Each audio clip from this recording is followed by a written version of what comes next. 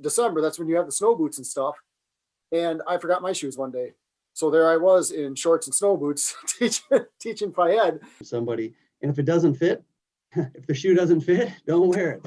Hey, I think administration really played a key role in their decision-making process as well. Shoes that can't participate if they come in a cast, they can't participate. To have a few of those things in the back of our mind is probably and ready to go is probably a really good way of approaching each day. Talk about there isn't enough Fayed time. It's getting cut, and it's that fine balance of not creating times where we're taking that activity time away. Welcome, physical educators. This is Thinking PE. Because Fayed is more than just fun and games. I'm Stacy Nelson. And I'm Jamie Seneca. And it's our goal to dig deeper beyond the activities that make your class awesome. So buckle up and join us on this journey.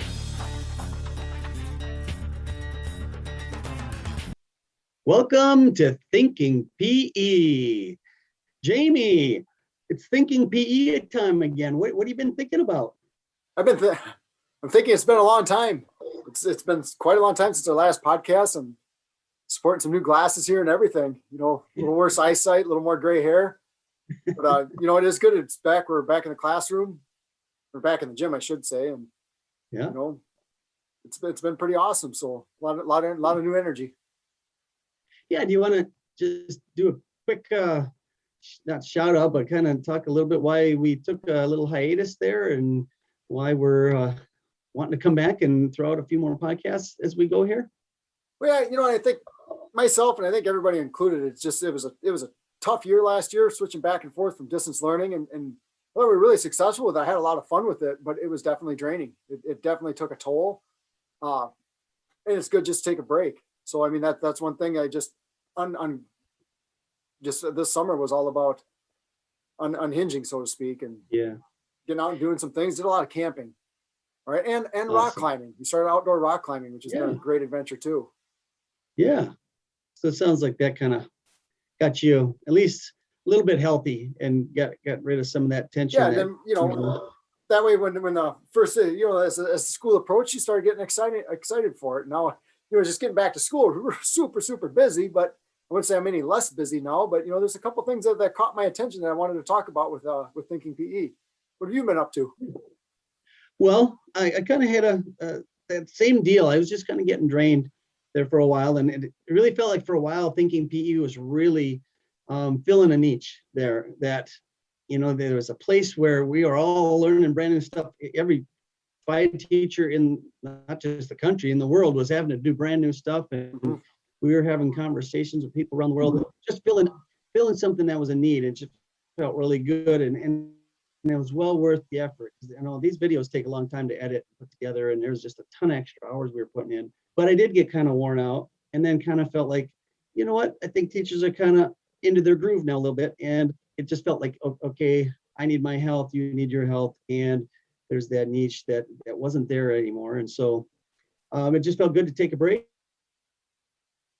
And now, like I said, we've been getting back into it, and then you and I keep chatting, and whenever we chat, these PE nerds, we can't help but talk about PE stuff. And you started talking about tennis shoes of all things, and you thought, well, you know what, this could make actually an interesting podcast, believe it or not. You want to kind of set it up? It really could, and it caught my attention. It was on a Facebook post or a Twitter post or something. Somebody just kind of threw it out there what they do for kids, and we're elementary teachers. Let's start with that preface, because it does take a different look if you're in high school or middle school.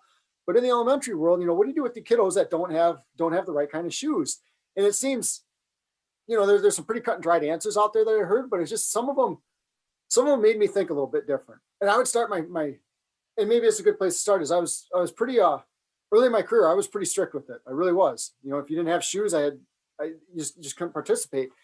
And then, you know, we're in Minnesota, you know, and come December, that's when you have the snow boots and stuff. And I forgot my shoes one day. So there I was in shorts and snow boots teaching Fayed, and it really did kind of change my perspective. Now I think it's important to note that everybody's in a different situation. You know, administrators and districts have different policies, and at the time, my district really didn't have a policy one way or the other. Right. So I think that is a good place to start. Number one, we're going to hear a bunch of different views, way more than I thought when you brought up the topic of tennis shoes, I'm thinking, okay, that's gonna be a short podcast. We can do a 5-minute deal on that. But when you put it out there, there's some creative teachers out there, and a lot of the creativity came from people in different situations, and just hands down, there's just things that are going to be better about some things and but not as good about others. And just kind of approach this whole deal. We're not here to judge anybody. We're here to kind of throw out a whole bunch of ideas because we found some stuff that we learned, and we look at the situation a little bit different just because of all we learned. So that's the approach here is, let's not throw anybody on the bus. Let's look at, hey, maybe we can learn something new and get a creative idea from somebody. And if it doesn't fit, if the shoe doesn't fit, don't wear it. Hey, that works pretty slick. I think the important thing here is the why, and trying to understand why people did what they did and why they took that approach.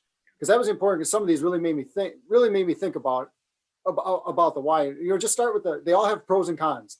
Yeah. For every there's two sides to everything, including one of the most popular one was spare shoes. People had some sort of access to a spare shoe bin. There was in this Facebook post that I put out there, it was Brianna, Jen, Cheryl, Rose, Kim, Jenny, and the list actually went on of people that had some sort of shoe bin. All right. The downside of that, some other people commented that they had a shoe bin, but they no longer use it because of the time it took, and they had such short classes, and it just became a logistical nightmare for them. So I thought that was a good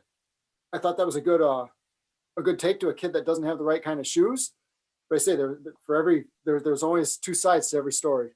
Yeah, for sure. I know I taught junior high PE before I moved to the elementary, and we had our extra bin of shoes. And again, it's like you said, at junior high, it takes a different look a little bit.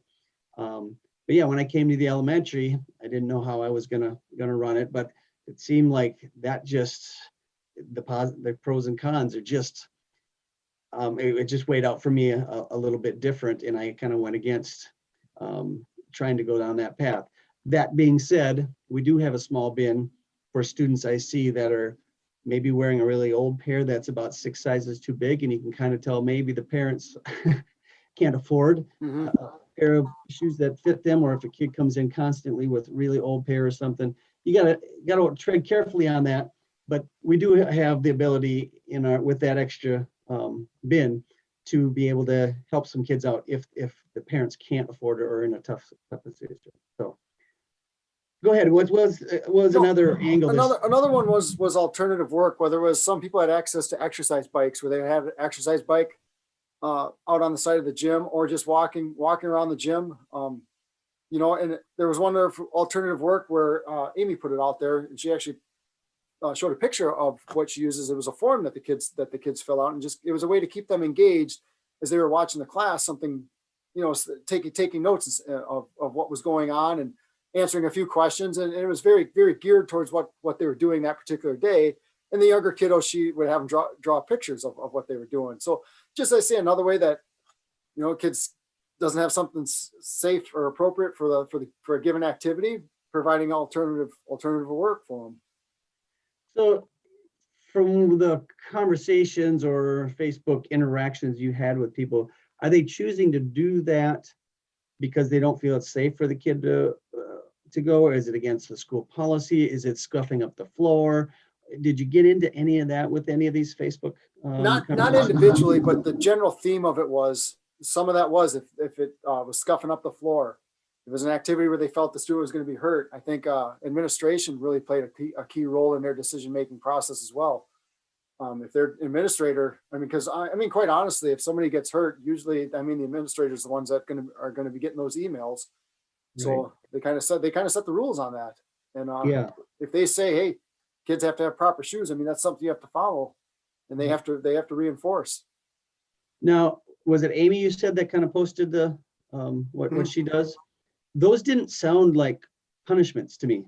It sounded like she was really trying hard to make it not a punishment, but an active engagement where you give the kid the best you can give them if they've got, if they got their high-heeled dress shoes on that day because it's picture day or something. She still wanted them to have something engaging, but not a punishment. Is that what you felt? And that's the feeling I got, because there were some other ones that I didn't necessarily highlight that I felt had a more negative tone, that honestly I kind of felt they were more punitive to discourage kids from, it's kind of the natural consequences type thing. And, it's just one of those, maybe you only have to deal with it once. You don't have to deal with it again. So it actually pays its dividends. Well, there is that piece, we talked about the positive and negatives, and depending on your personality, you may avoid that. But say somebody did have something more punitive, like you said, it might only happen once, and that's kind of the point probably of the punishment.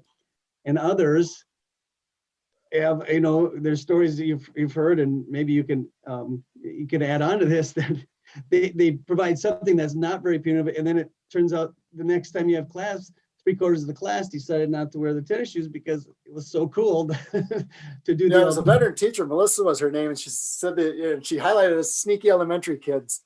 She started if they didn't have shoes, they had to play. They just played in their socks. And said it was working for a while, but then the kids got pretty smart. And it was actually funner to play in their socks. So pretty soon it became 3/4 of the kids didn't have the right kind of shoes.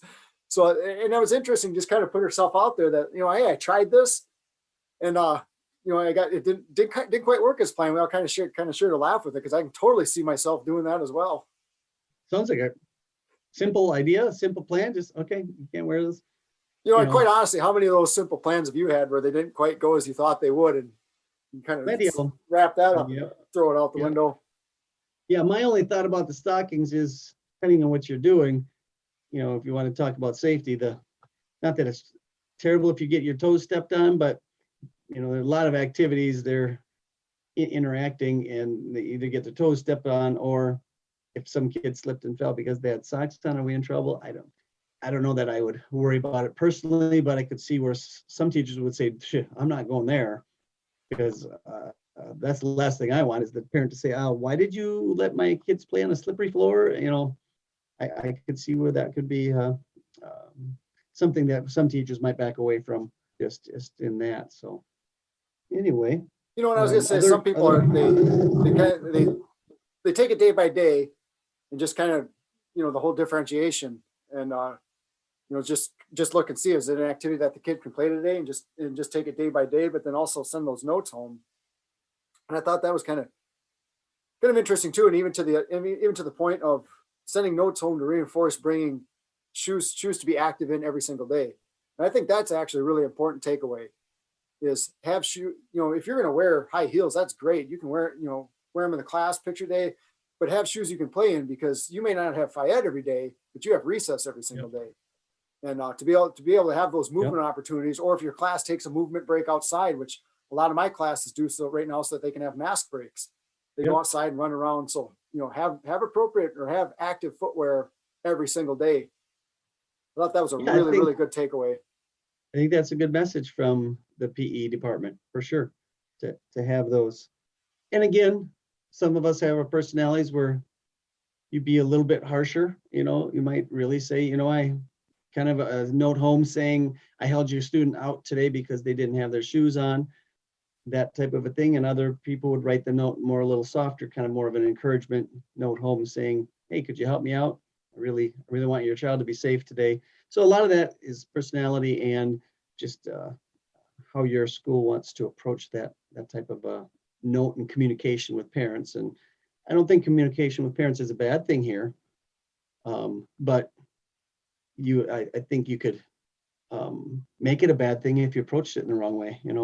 Thinking that's and that's a good message too.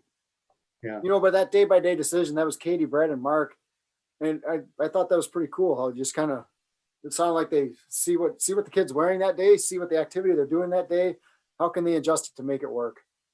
And really interesting. Kimmy posted this, and hers was about alternative jobs, and that kind of caught my attention. So I read deeper, and it was alternative jobs to make sure the kid was actively engaged in the activity without actually playing the activity. And it was stuff like, okay, you're a coach, you're a ref, you're helping me set up and take down or reset equipment. You're a journalist, you're a timekeeper. And it was all these ideas of all these little jobs. I mean, basically, you're like a little teacher. How can you help me facilitate this game or this activity that the other kids are playing? Yeah, that reminds me of, for whatever reason, this year already, I've had 2 kids come in wheelchairs with busted up knee and a busted up ankle. And that's kind of what I was thinking of. Oh my, what am I going to do with this kid? How do I keep them safe? How do I keep others from running into running into a wheelchair? How can I engage them? They're not going to be able to do certain activities, but and so it's that approach of, oh, my brain just starts going on that. Okay, if I'm throwing the balls out for a certain activity, okay, I'll let that person take the balls and throw them out. Or so-and-so is going to collect the equipment this time. Or yeah, like she said, you're going to be the ref. Or similar type thing. If they don't have shoes, they can't participate. If they come in a cast, they can't participate. To have a few of those things in the back of our mind is probably, and ready to go, is probably a really good way of approaching each day. I think that's a really good take. That's also a really, really good takeaway from this, is to be able to apply it in other circumstances. That's a great example right there. Yeah. Another one that came out was, Brittany, Jessica, Blaine, Jordan. They just said nothing. You play in what you have, and you can still jump rope with boots on, but you just can't jump as get as many jumps. Maybe you can still play tag with boots on. You just can't run as fast. So it was, it was just a lot of them put the preface there was no high heels, and they kind of referenced picture day. And I think that's just one of those days of the school year that you kind of plan accordingly for. But they really didn't make it an issue. Okay. So would high heels include cowboy boots, do you think, or do they have enough support? It was specifically the high heels. It didn't sound like cowboy boots at all. Cowboy boots, they have a heel on it, but it's pretty supported. You don't hear a lot of people busting up their ankles with cowboy boots, but I guess just because I don't hear about it doesn't mean it doesn't happen. But it is one of those. I would say you can run in cowboy boots. You're certainly not going to run as fast. It might not be as comfortable. Yeah. And again, they certainly have administrative support where some other, and I'm not saying that one administrator is better than another. Everybody's in their different circumstances, different student bodies, different communities. Yeah. I think that's the main point takeaway from each of these is looking at that. They have reasons for the reason they chose this. So, and I think it's an important balance, an important thing to recognize that we always talk about there isn't enough ed time. It's getting cut. And it's that fine balance of not creating times where we're taking that activity time away. And I'm not saying that a kid shouldn't sit out because they have the wrong kind of shoes, because you may be in a situation where you need to do that. And like we had talked about earlier, maybe by addressing it that once, you don't have to address it again. Yeah. So you bought a little bit, you spent a little time over here. This is a classroom management, how you build a culture. All the kids I do a 3-2-1 freeze, and kids are touching hula hoops. Do I take the time to establish that culture? So you spend a little bit of time here, but gain a whole bunch of time over here. And it's just that something to think about, is to make sure that we're giving these kids as much activity time as we possibly can. That's a really good point, because sometimes, like for me, my personality doesn't lend itself to be that tight, and I let a few more things go, and that, like even with this, I more fall on the side of, I had a teacher the other day told me three of these students don't have their shoes on. She says, "What do you want me to do?" And I said, "You know what? It's just not a hill I'm going to die on today." Mm-hmm. And she kind of nodded and like, okay. And then that's my personality. But somebody that does, like you just explained, maybe somebody said, "No, I set a rule.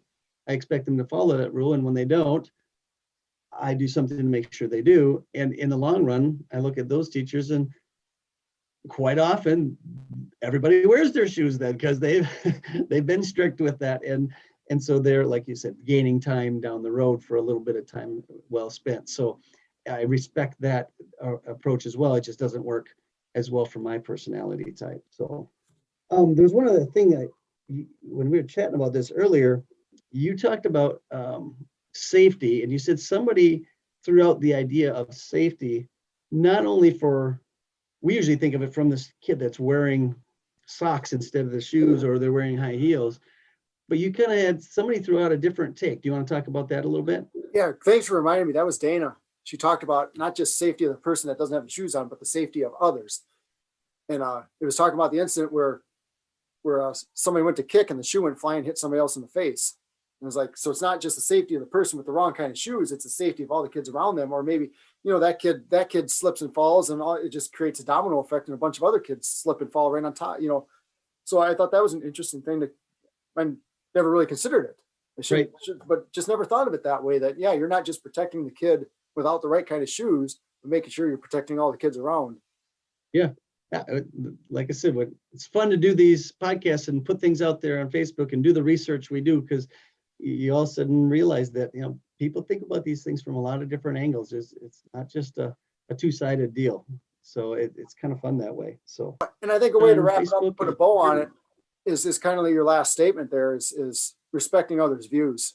And the great part of this was just to hear all the different sides and the reasons why behind it, and trying to understand why somebody does something one way and why somebody does something the other way, with the hopes that we can take what we learned and maybe apply it, maybe learn something new, or maybe apply it to a different situation, like you talked about with the kiddos coming in wheelchairs. Absolutely. And that is Thinking PE. Connect with us on Facebook and Twitter at Thinking PE. Find us on all your favorite podcast providers by searching Thinking PE. For more resources and videos, go to www.thinkingpe.com. Thanks for listening.